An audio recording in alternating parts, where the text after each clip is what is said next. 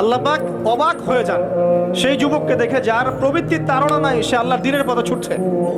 এই যুবককে দেখে আল্লাহ পাক অবাক হয়ে যান এবং তার দোয়া যেভাবে কবুল হবে, একজন মানুষ যার পা কবরে অলরেডি চলে গেছে, তার দোয়া কি সেভাবে কবুল হবে? দুজনের ইবাদত সমান। এই বয়সে আপনি অনেক কিছু করতে পারেন। আপনি চাইলে এখন বড় সন্ত্রাসী হতে পারবেন, বড় জেনাকারী হতে পারবেন, আপনি চাইলে টিকটক সেলিব্রিটি হতে পারবেন, আপনি চাইলে এখন আরো খারাপ লাইনে যে মাদক সেবন করতে পারবেন, 30-40টা গার্লফ্রেন্ড চেঞ্জ করতে পারবেন, আপনাকে কেউ বাধা দিবে না।